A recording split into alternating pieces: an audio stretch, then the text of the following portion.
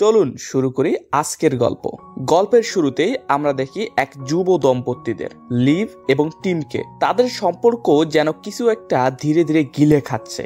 দুজনেই কেউই খুশি না। একদিন লিভ আর সহ্য করতে পারে না। সে টিমকে বলে, আমি ফ্রান্সে যাচ্ছি নতুন করে জীবন শুরু করতে। তুমি যদি নাও আমি একাই চলে যাব। কিন্তু দরজা খোলার জন্য হাত বাড়াতেই ওরা দেখে একটা অদ্ভুত কালো দেয়াল পুরো পথটা বন্ধ করে রেখেছে। এটা ছিল একদম পাথরের মতো শক্ত। টিম তাড়াতাড়ি দরজার সিসিটিভি চেক করে, কিন্তু ক্যামেরার স্ক্রিন পুরোপুরি কালো। তারপর তারা জানালার দিকে ছুটে যায়। সেখানে গিয়েও একই রকম কালো দেয়াল। লিভ ফোন করে ফ্রেন্ডম্যানকে ডাকতে চায়, কিন্তু ফোনে একটাও সিগন্যাল নেই, আর একই সঙ্গে ওয়াইফাইও কাজ করছে না। টিম বারবার চিৎকার করে সাহায্য চাইতে থাকে আর দেয়ালে ঘুষি মারতে থাকে, কিন্তু কোনো কাজ হচ্ছে না। এরপরেই তারা ফোনের সিগন্যাল খোঁজার চেষ্টা করে। ঠিক তখনই টিম লক্ষ্য করে ফোনটা কালো দেয়ালের কাছে আনতেই স্ক্রিনে গ্লিচ করতে শুরু করে এবং তারা এবার ড্রিল মেশিন দিয়ে সেই দেয়াল ফুটো করতে চায়, কিন্তু ড্রিল কোনো প্রভাবই ফেলছে না। তারপর তারা যখন ঘরের সাধারণ নর্মাল দেয়ালে ড্রিল চালায়, তখনও বোঝা যায় সেটাও কালো দেয়াল দিয়ে ঢাকা। তারপর হঠাৎ তারা পাশের অ্যাপার্টমেন্ট থেকে কিছু শব্দ শুনতে পায়, যেটা ঠিক তাদের বেডরুমের পাশেই। আর তারা দেয়াল ফুটো করে দেখতে পায় সেখানে মার্ভিন এবং অ্যান্নাও ফেসে গেছে। তাদের চারপাশেও কালো দেয়াল ঘিরে রেখেছে। ফোনও কাজ করছে না, কারোর কাছেই কোনো ব্যাখ্যা নেই। অ্যান্না ভেঙে পড়ে কাঁদতে শুরু করে। সেভাবে তারা আর কখনো বাঁচবে না। এরপর টিম রান্না করে যায়, আর তখনই আমরা বুঝতে পারি ওদের কাছে পানিও নেই। লিভ দুশ্চিন্তায় পড়ে যায়। টিম তখনও বলে, কোনো না কোনো সমাধান নিশ্চয়ই আছে, এটা ঠিক ভিডিও গেমের মতো। কিন্তু লিভ রেগে যায়। একটা ভিডিও গেম না টিম, কাল বলছিলাম চলো এখান থেকে বেরিয়ে যাই। ইস, যদি আমরা সত্যিই চলে যেতাম। আসলে কিছুদিন আগেই লিভ একটি গর্ভপাতের শিকার হয়েছিল। এই ঘটনা তাদের সম্পর্কের ভিতরটার যেন নড়িয়ে দেয়। তাই লিভ চেয়েছিল সব ছেড়ে ফ্রান্সে গিয়ে নতুন করে জীবন শুরু করতে। কিন্তু টিম কি চাইলেই তার চাকরি ছেড়ে চলে যেতে পারত? এই নিয়ে দুজনের মধ্যে ঝগড়া হয়। রেগে গিয়ে টিম তার ফোনটা ছুঁড়ে মারে সেই কালো দেয়ালের দিকে, আর সে দেখে ফোনের একটা অংশ সেই দেয়ালে আটকে গেছে। সে গিয়ে সেই ফোনের টুকরোগুলো টেনে বের করে, কিন্তু সেই অংশ আবার আপনা আপনি আটকে যায় সেই দেয়ালে। আর এদিকে ঠিক তখনই লিভ হাতে কফি নিয়ে আসে আর টিমের কাছে ক্ষমা চায়। এরপর দুজনে মিলে মেটালের জিনিসপত্র দেয়ালের দিকে ছুটতে শুরু করে, আর তখনই ওরা বুঝতে পারে এই দেয়ালটা আসলে ম্যাগনেটিক। তারপর লিভ চারপাশে থাকা সব ধাতব জিনিস দেয়ালে লাগিয়ে দেয়। হঠাৎ করেই দেয়ালটা কাঁপতে শুরু করে, আর সেই সব জিনিস বুলেটের গতিতে ছুটে আসে ওদের দিকে। টিম লিভকে বাঁচাতে সামনে ঝাঁপিয়ে পড়ে, আর বেশ কয়েকটা জিনিস গিয়ে ওর কোমরে আঘাত করে। লিভ ধীরে ধীরে টিমের শরীর থেকে সেই জিনিসগুলো বের করে। তারপর দুজন বসে পড়ে একটু শান্ত হওয়ার জন্য। কিন্তু তখনই পাশের ঘর থেকে আন্নার চিৎকার শোনা যায়। তারা উকি দিয়ে দেখে আন্নার ঘরে সবকিছু এলোমেলো হয়ে আছে, যেন কোনো মারাত্মক ঝামেলা হয়েছে। তারপর হঠাৎ পুরো ঘরটা নিস্তব্ধ হয়ে যায়। ওরা চিন্তিত হয়ে দেয়ালে একটা বড় গর্ত করে ঢুকে পড়ে আন্নার ঘরে। টিম একটা বেসবল ব্যাট নিয়ে খুঁজতে শুরু করে আন্নাকে, আর সেই সময় সে দেখে কার্পেটে রক্তের দাগ। শেষমেশ তারা আন্নাকে অজ্ঞান অবস্থায় খুঁজে পায়। লিভ তাকে তুলে নিয়ে বেডরুমে নিয়ে যায়। ঠিক তখনই হঠাৎ মার্ভিন এসে টিমকে আক্রমণ করে। সে একটা লাঠি দিয়ে টিমকে শ্বাসরোধ করার চেষ্টা করে। ঠিক তখনই লিভ এসে মার্ভিনের চোখে পেপার স্প্রে ছুঁড়ে মারে, আর টিম দুইটা ঘুষি দেয় মার্ভিনকে। কিন্তু ঠিক তখনই আন্না এসে মার্ভিনকে বাঁচিয়ে নেয়। সে বলে, মার্ভিন আসলে দেয়াল ভাঙতে গিয়েই আমাকে ভুল করে মেরে ফেলেছে। কিন্তু লিভ আর টিম বিষয়টা বিশ্বাস করতে পারে না। তারা মার্ভিনের হাত বেঁধে ফেলে। এরপর টিম যায় একটা দরজার দিকে, যার উপর লেখা ছিল নো এন্ট্রি। সে দরজাটা খোলার চেষ্টা করে। দরজা খোলার পর সে দেখে ভেতরে রঙিন আলো জ্বলছে, কিন্তু দেয়ালের পিছনে কিছু একটা সরছিল যা সে দেখতে পায়নি। এদিকে লিভ এসে সাহায্য করতে গিয়ে দেখে সেখানে কিছু ক্যামেরা আর একটা কুড়াল রাখা আছে। টিম সেই কুড়াল দিয়ে দেয়াল ভাঙার চেষ্টা করে, কিন্তু আবারও ব্যর্থ হয়। কিছুক্ষণ পর মার্ভিনের জ্ঞান ফিরে আসে। সে কিছুই মনে করতে পারে না। আন্না সবকিছু ব্যাখ্যা করে বলার পর মার্ভিন সবার কাছে ক্ষমা চায়। সে স্বীকার করে ভয়ে ওষুধ বেশি খেয়ে ফেলেছিল, আর সেখান থেকেই তার আচরণ হিংস্র হয়ে গিয়েছিল। হঠাৎ ওই লিভের মাথায় আসে একটা দারুণ আইডিয়া। সে দেয়ালে বিল্ডিং এর একটা ছবি এঁকে বলে, দেখো এই বিল্ডিংটা শতাব্দী প্রাচীন, সম্ভবত নিচে কোথাও একটা ওয়ার্ল্ড শেল্টার আছে যেটা ট্রেন স্টেশনের সাথে সংযুক্ত। এটাই হতে পারে আমাদের বেরিয়ে যাওয়ার একমাত্র পথ। এরপর টিম ফ্লোর ভাঙতে শুরু করে আর সবাই স্বস্তির নিঃশ্বাস ফেলে, কারণ নিচে কালো দেয়াল নেই। অনেকক্ষণ ঘুরে তারা একটা বিশাল গর্ত তৈরি করে যার মধ্যে দিয়ে সবাই নিচে নামতে পারবে। সবার আগে রশি ধরে টিম নিচে নামে, আর ঠিক তখনই সেখানে হাজির হয় একজন বৃদ্ধ মিস্টার অজওয়াল্ড, যিনি সোজাসুজি টিমের দিকে পিস্তল তাক করে ধরেন। টিম বোঝাতে চেষ্টা করে সে কাউকে লুট করতে আসেনি, কিন্তু মিস্টার অজওয়াল্ড কিছুই শুনতে চায় না। ঠিক তখনই সেখানে আসে তার নাতনি। সে বলে, এই কয়েকদিনের মধ্যেই তো আমাদের সবাইকে মরতে হবে, শুধু খাবার আর পানিতে আর কতদিন বাঁচবো আমরা? যদি আমরা একে অপরের সঙ্গে সহযোগিতা না করি তাহলে কেউই বাঁচতে পারবে না। এরপর বাকি সবাই নিচে নামে আর টিম মার্ভিনের হাত থেকে টেপ খুলে দেয়। মার্ভিন এবার আরো জোরে মাটি খুঁড়তে শুরু করে।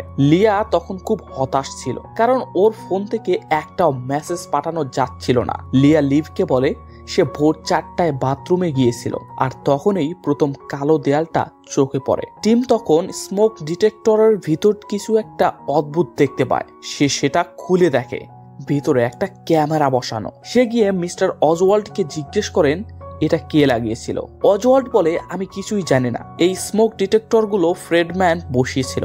সেই ছিল এই বিল্ডিং এর মালিক। গত 2 সপ্তাহ ধরে পুরো বিল্ডিং কালো কাপড়ে ঢাকা ছিল, কারণ ফ্রেডম্যান নাকি কিছু মেরামত কাজ করছিল। ওরা রান্নাঘরে স্মোক ডিটেক্টর চেক করে আর সেখানেও ক্যামেরা পাওয়া যায়। এর মানে ফ্রেডম্যান অনেক আগে থেকেই ওদের উপর নজর রাখছিল। তখন লিয়া বলে, ফ্রেডম্যানের ফ্ল্যাট তো আমাদের ঘরের ঠিক পাশেই। ওদের শোবার ঘরের দেওয়াল ফ্রেডম্যানের ঘরের সঙ্গে শেয়ার করা, আর সবাই মিলে সেই দেওয়ালে একটা বড় গর্ত করে আর চুপি চুপি ঢুকে পড়ে ফ্রেডম্যানের ফ্ল্যাটে। সেখানে তারা দেখতে পায় ঘরে অনেক দামি জিনিসপত্র ছড়ানো আছে, কিন্তু কিছুক্ষণ খোঁজাখুঁজির পর তারা এমন কিছু দেখে সবার গা ঠান্ডা হয়ে যায়। ফ্লোরে পড়ে আছে ফ্রেডম্যানের মরদেহ, আর সবচেয়ে ভয়ঙ্কর ব্যাপার, তার 2টা হাতই নেই।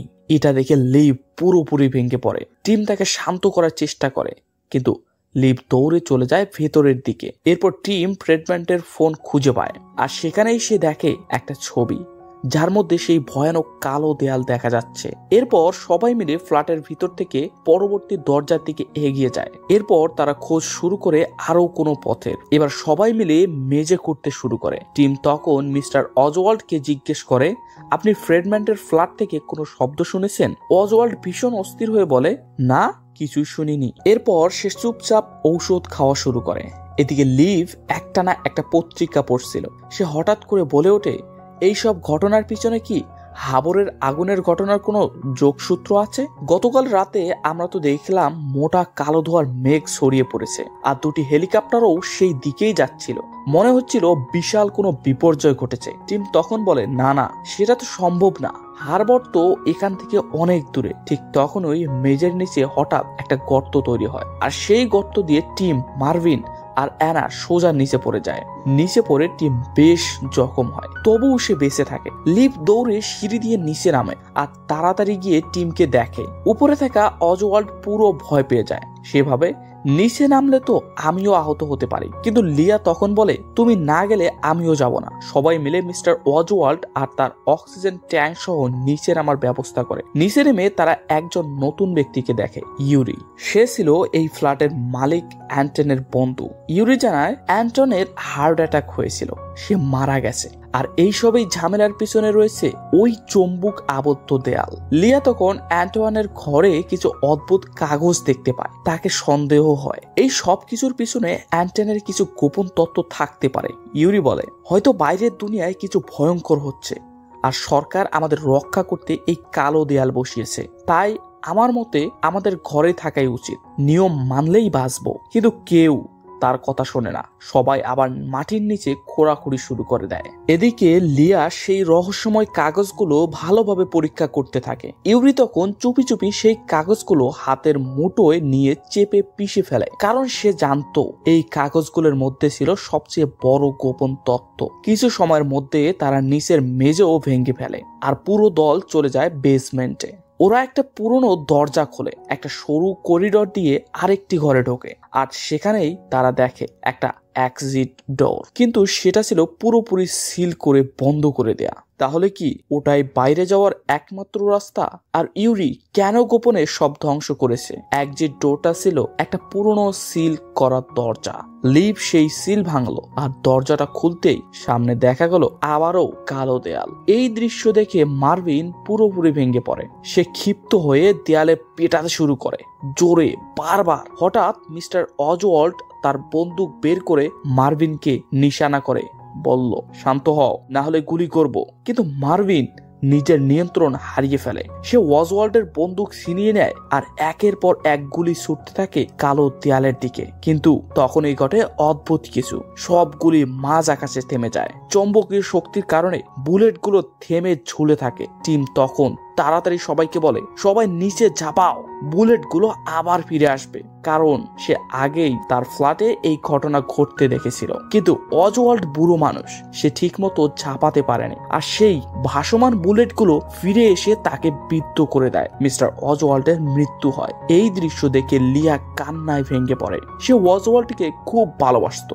এরপর সবাই আবার উপরের ফ্ল্যাটে ফিরে আসে। অ্যানা বলে, আমরা সবাই এখানে আটকে গেছি কোনো এক কারণে। আমি যখন 15 বছর বয়সে বাইক অ্যাক্সিডেন্টে পড়েছিলাম, তখন আমি 2 মিনিটের জন্য মারা গিয়েছিলাম। তোমাদেরও কি কারো কি এমন কিছু ঘটেছে? লিয়া জানায় তার মা ক্যান্সারে মারা গিয়েছিলেন। ইউরি বলে, সে যখন পুলিশ ছিল তখন একবার ভুল করে একজনকে গুলি করে ফেলেছিল। সবাই জানে ম্যারভিনের কারণে অজওয়াল্ড মারা গেছে, তাই সে বারবার ক্ষমা চাইছিল।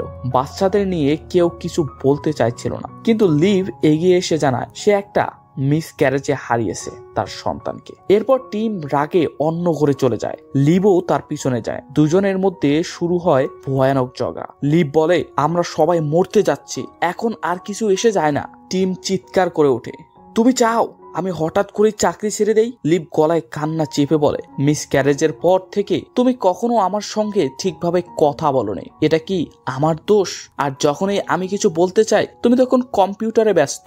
এই যন্ত্রণাটা শুধু আমাকেই বহন করতে হয়। বাইরের দুনিয়ার কি ঘটেছে কেউ জানে না, কিন্তু এই 4 দেয়ালের ভিতরের সম্পর্কগুলো দেওয়ালের বসে পড়েছে। লিভ বলল, তুমি জানো না আমি কতটা একা হয়ে গেছি। এই কথা বলেই সে ঘর থেকে বেরিয়ে যায়। কিছুক্ষণ পরে টিম সবাইকে নিয়ে চলে যায় ফ্রেডম্যান্টের রুমে। সেখানে হয়তো কিছু ক্লু পাওয়া যাবে এই আশায়। এদিকে লিয়া ভাবলো আমি অ্যান্টনের লেখা নোটগুলো আরেকবার দেখে নেই। কিন্তু ইউরি তখনই বলে উঠলো, আমি তো সবাই পুড়ে ফেলেছি। সবাই ছড়িয়ে পড়ে নিজের মতো করে খোঁজ করতে। এদিকে লিয়া ইউরির কথায় পাত্তা না দিয়ে অ্যান্টনের নোট আবার পড়া শুরু করে। সেখানে সে একটা কাগজের 4টে দাগ দেখতে পেল, যা আগে লিভও দেখেছিল। তারপর তারা অ্যান্টনের ভিজিটিং কার্ড দেখে বুঝতে পারে সে কাজ করত ন্যানো ডিফেন্স নামে এক কোম্পানিতে। এখন তারা ধারণা করলো এই কালো দেয়াল আসলে ন্যানোবট দিয়ে তৈরি করা। ইউরি জানায়, অ্যান্টন আমার বন্ধু ছিল, সে প্রোগ্রামার ছিল, তবে আমি তার কাজ সম্পর্কে খুব বেশি জানতাম না। লিভ তখন ড্রয়ারে খুঁজে পেল একটা ভাঙ্গা মোবাইল আর একটা ল্যাপটপ। ইউরি বলে, অ্যান্টন রেগে গিয়ে সেগুলো ভেঙে ফেলেছিল। ফ্রেডম্যান্ডের ফ্ল্যাটে টিম খেয়াল করলো এই ঘরটা অন্যগুলোর থেকে কিছুটা ছোট। সে যখন দেয়ালে ধাক্কা দেয় তখন বুঝতে পারে দেয়ালের ভিতরটা ফাঁপা। ঠিক তখনই মার্ভিন খুঁজে পেল একটা রিমোট কন্ট্রোল, যেটা সেই দেয়ালের সেন্সরের সঙ্গে কানেক্টেড ছিল। রিমোটটা দিয়ে এই পুরো সিস্টেমটা কন্ট্রোল করা যেত। তখন শুধু দরকার পাসওয়ার্ড। টিম তখন মাথা খাটিয়ে রিমোটের উপর জমে থাকা ধুলো মুছে ফেলে, আর তখন এই রিমোটের কয়েকটা চাপা বোতাম স্পষ্ট হয়ে ওঠে। এতে করে তারা সহজেই অনুমান করতে পারে পাসওয়ার্ডটি কি হতে পারে। এদিকে লিভ আর লিয়া মিলে অ্যান্টনের ছিঁড়ে যাওয়া কাগজগুলো খুঁজতে থাকে, আর একটা কাগজে তারা খুঁজে পায় একটা কোড করা শব্দ। হঠাৎ ইউরি হেসে ওঠে, বলে, এই দেয়াল খুললে ভয়ানক রেডিয়েশন ঢুকে আসবে। সবাই হতবাক। কেউ কিছু বলার আগেই অ্যানা দৌড়ে এসে বলে, আমরা কিছু পেয়ে গেছি। তাড়াতাড়ি চলো। কয়েকবার চেষ্টা করার পর টিম পাসওয়ার্ড ভেঙে ফেললো আর দরজা ঢিলে ঢালা করে খুলে গেল। ভিতরে তারা পেল অনেকগুলো কম্পিউটার, যেগুলোতে ছিল সমস্ত সিসিটিভির ফুটেজ। দলটা সবাই সেই ফুটেজগুলো দেখতে লাগলো আর দেখলো কিভাবে হঠাৎ কালো মেঘগুলো একটা দেয়ালের মতো হয়ে গড়ে উঠলো। এরপর তারা দেখতে পেল অ্যান্টনের মৃতদেহ, কিন্তু সেটা সেই জায়গা ছিল না যেখানে ইউরি বলেছিল। লিভ কিছু জানতে চাইলেন তার কাছে, কিন্তু ইউরি আগেই চলে গিয়েছিল। মার্ভিনও তাকে ধাওয়া দিয়ে গেল খোঁজ করার জন্য ইউরি কোথায় যাচ্ছে। ততক্ষণে লিয়া অ্যান্টনের মৃতদেহের কাছে গিয়ে ঘন ঘন নীল ছোপ দেখতে পেল গলার কাছে। ঠিক তখনই ইউরি আবার হাজির হয়। কম্পিউটার রুমে টিম দেখলো অ্যান্টনের মৃত্যুর আগের ভিডিওর ফ্রেম খালি ছিল, কিন্তু তারা লক্ষ্য করলো পিছন থেকে আলো বারবার ঝিকঝিক করছে। মানে অ্যান্টন ওই সময় সেই কালো দেয়াল খুলতে যাচ্ছিল। এরপর ভিডিওতে ইউরি অ্যান্টনের গলায় হাত পেঁচিয়ে তাকে হত্যা করেছে। মার্ভিন যখন অ্যান্টনের রুমে পৌঁছালো তখন দেখলো ইউরি সমস্ত কাগজ জ্বালাচ্ছে আর লিয়ার মৃতদেহে মেঝেতে পড়ে আছে। ইউরি আগলো মার্ভিনের কাছ থেকে জ্বালানো কাগজ ধরে বলল, এই দেয়াল আমাদের সুরক্ষার জন্য। ঠিক তখনই টিম এসে পৌঁছালো। হাতে ছিল ওয়াজওয়াল্ডের গুলি ভর্তি বন্দুক। টিম দেখলো মার্ভিন গলায় হাত পেঁচিয়ে মারা হচ্ছে। ইউরি মার্ভিনকে ছেড়ে দিয়ে টিমের কাছ থেকে বন্দুক ছিনিয়ে নিতে চাইলো। মার্ভিন পড়ে গিয়ে মাথায় আঘাত পায়। ইউরি টিমকেও বন্দি বানার চেষ্টা করলো, কিন্তু মার্ভিন তার উপর আক্রমণ করে ইউরিকে ধাক্কা দিয়ে বুদ করে দিল এবং বন্দুক হাতেও নিল। মার্ভিন শুট করতে যাচ্ছিল, তখন লিভ এসে তাকে থামালো। শুধুমাত্র ইউরি জানে কিভাবে এই কালো দেয়াল খুলতে হয়। ইউরি আবার আক্রমণ করতে চাইলো, কিন্তু এবার টিমই তাকে বুদ করে দিল। টিম ইউরির ব্যাগ চেক করলো, সেখানে নানা ধরনের তত্ত্ব নিয়ে বই পেল। লিভ অন্যদের বলল হয়তো ইউরি লীলাকে মেরেছে, কারণ সে বের হওয়ার উপায় বুঝেছিল, ঠিক অ্যান্টনের মতোই। আবার অ্যানা ক্যামেরাগুলো চেক করতে লাগলো, আর টিম আর লিভ পুড়ে যাওয়া কাগজগুলো টেনে নিয়ে নতুন করে ক্লু খুঁজতে লাগলো। দেয়ালে সব ইটের আকৃতি আলাদা আলাদা ছিল, কিন্তু সেটা কোনো মানে হচ্ছিল না। তারপর তারা আরেকটা কাগজ দেখতে পেল, যেখানে দেয়ালের একটা প্যাটার্নের বর্ণনা ছিল। টিম বুঝতে পারলো হয়তো অ্যান্টন সেটাকে ডিকোড করেছিল, সে অবশ্যই এটা করেছিল। লিভ বলল। তারপর সে একটা কার্ড দেখালো, যেখানে ছিল হারবরের একটি ঠিকানা যেখানে আগুন লাগেছিল। এরপর সবাই ইউরিকে জাগানোর চেষ্টা করে, কিন্তু ইউরি কথা বলতে অস্বীকার করে। মার্ভিন তাকে একটা শক্তিশালী ঘুষি মেরে দেয়। টিম গুলি চালায়, গুলি একটা ইউরির কাঁধে লাগে, কিছু ফার্নিচারে ধাক্কা দিল। ইউরি এক মুহূর্তের জন্য তুই শুনতে পেল না। তারপর সে বলল, এই কালো দেয়াল আসলে একটা প্রতীক্ষা রক্ষা ব্যবস্থা ছিল, যা হারবরে আগুন লাগার কারণে সক্রিয় হয়ে গিয়েছিল। মার্ভিন বিশ্বাস করলো না আর ইউরির উপর আক্রমণ শুরু করলো। দলটি মার্ভিনকে পিছনে ঠেলে দিল, আর ঠিক তখনই অ্যানা কম্পিউটারে একটা কিছু খুঁজে পেল। জানা গেল অ্যান্টন তার ফোনে একটা অ্যাপ বানিয়েছিল, যেটা ইটগুলোর স্ক্যান করত এবং কিউআর কোড তৈরি করত। দেয়াল খুলতে হলে 4টি নির্দিষ্ট জায়গায় আলো চাপতে হতো। লিভ ভাঙ্গা একটা ফোন নিয়ে এলো, যা সে আগেই পেয়েছিল। টিম ওই ফোন থেকে ডেটা নিয়ে অ্যাপটা পুনরায় বানালো। শীঘ্রই সে কাজ করা একটি ফোনে অ্যাপ ইনস্টল করলো। সবার সঙ্গে মিলেই তারা আবার ফ্ল্যাটে ফিরে গিয়ে দরজায় অ্যাপটা ব্যবহার করতে শুরু করলো। স্ক্রিনে 4টা পয়েন্ট আসলো, টিম সেগুলো চাপলো। এরপর ইটগুলো তারা তরল সদৃশ্য পদার্থে পরিণত হয়। অ্যানা তার আঙ্গুল দিয়ে ছুলো, কিন্তু আঙ্গুল আটকে গেল। তারপর পুরো হাত ঢুকে যায়। এটা গরম লাগছে আর মনে হচ্ছে ভিতরে কিছু নড়াচড়া করছে। ইউরি বারবার বলছিল এটা খুবই বিপজ্জনক, কিন্তু মার্ভিন তাকে থাপ্পড় মারলো এবং বলল, অ্যানা তাড়াতাড়ি হাত বের করো। কিন্তু অ্যানা তার হাত বের করতে পারছিল না। ন্যানোবটগুলো তার পা পর্যন্ত ধরে ফেলেছিল। সবাই মিলে তাকে টেনে বের করার চেষ্টা করে, কিন্তু তখন দেয়াল আবার কঠিন হতে শুরু করে। তারা সবাই তাকে টেনে বের করার চেষ্টা করে, কিন্তু দুর্ভাগ্যবশত সে মারা গেল।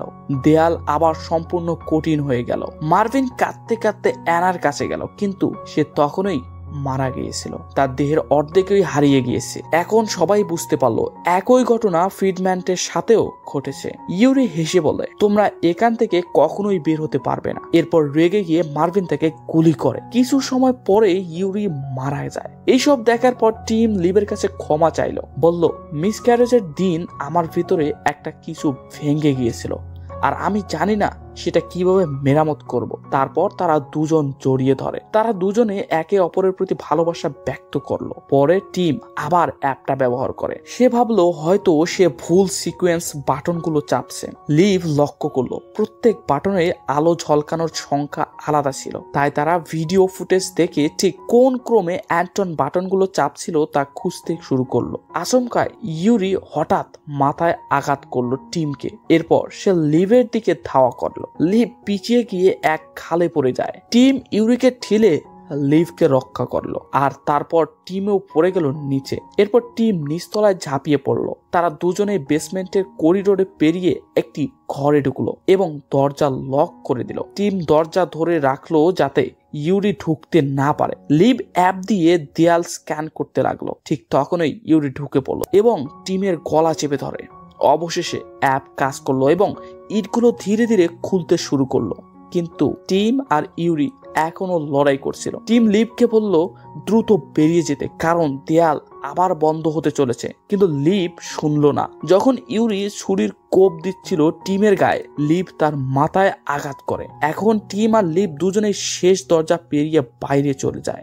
বাইরে এসে তারা দেখলো পুরো শহরটাই কালো ইট দিয়ে ঢাকা। তারা দুজনেই তাদের ভ্যানে চললো এবং এমন জায়গা খুঁজতে রওনা দিল যেখানে এই কালো দেয়াল শেষ হবে। ভিডিওটি ভালো লাগলে একটা লাইক দিও, একটা কমেন্ট করিও, আর অবশ্যই RFM চ্যানেলটি সাবস্ক্রাইব করিও। ধন্যবাদ।